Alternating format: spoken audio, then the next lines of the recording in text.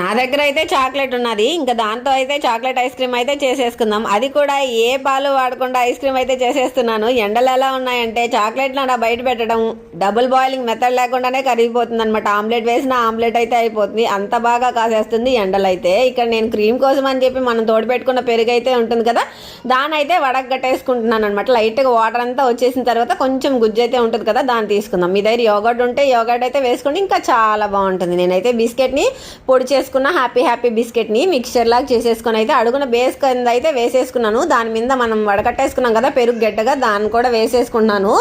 ఇంకా దానిపైన మనం మెల్ట్ చేసుకున్నాం కదా చాక్లెట్, అది కూడా వేసుకుంటున్నాను అనమాట. నా దగ్గర తక్కువ చాక్లెట్ అయితే ఉంది, ఎక్కువ ఉంటే చాలా బాగుండేది, మొత్తం కూడా చక్కగా కవర్ అయి ఉండేది. మన దగ్గర తక్కువ ఉంది కాబట్టి ఇలా అయితే వచ్చింది. నేనైతే డీప్ ఫ్రిడ్జ్లో పెట్టి తీసేసుకున్నాను. ఇక్కడ నా ఎదురుగా మా పిల్లలు ఉన్నారనమాట, అందుకే నా ఎక్స్ప్రెషన్ అలా ఉంది. ఇలా ట్యాప్ చేసి ఐస్ క్రీమ్ ఏమో అంటే పెరుగేమో బయటకు వచ్చేసింది అనమాట. ఇక్కడ నేను తీసి తినగానే మా పిల్లలు అయితే తింటున్నారు. పెరుగులో కొంచెం తీపి ఉంటే బాగుందని మా పెద్ద బాబు అయితే చెప్తుందనమాట.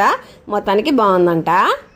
నా దగ్గర అయితే చాక్లెట్ ఉన్నది. ఇంకా దాంతో అయితే చాక్లెట్ ఐస్ క్రీమ్ అయితే చేసేసుకుందాం. అది కూడా ఏ పాలు వాడకుండా ఐస్ క్రీమ్ అయితే చేసేస్తున్నాను. ఎండలు ఎలా ఉన్నాయంటే చాక్లెట్లు అలా బయట పెట్టడం డబుల్ బాయిలింగ్ మెథడ్ లేకుండానే కరిగిపోతుంది అనమాట. ఆమ్లెట్ వేసిన ఆమ్లెట్ అయితే అయిపోతుంది, అంత బాగా కాసేస్తుంది ఎండలు అయితే. ఇక్కడ నేను క్రీమ్ కోసం అని చెప్పి మనం తోడు పెట్టుకున్న పెరుగు అయితే ఉంటుంది కదా, దాన్ని అయితే వడగట్టేసుకుంటున్నాను అనమాట. లైట్గా వాటర్ అంతా వచ్చేసిన తర్వాత కొంచెం గుజ్జు అయితే ఉంటుంది కదా, దాన్ని తీసుకుందాం. మీ దగ్గర యోగర్ట్ ఉంటే యోగర్ట్ అయితే వేసుకోండి, ఇంకా చాలా బాగుంటుంది. నేనైతే బిస్కెట్ని పొడి చేసుకున్న హ్యాపీ బిస్కెట్ని మిక్స్చర్ లాగా చేసేసుకొని అయితే అడుగున బేస్ కింద అయితే వేసేసుకున్నాను. దాని మీద మనం వడకట్టేసుకున్నాం కదా పెరుగు గడ్డగా, దాన్ని కూడా వేసేసుకున్నాను.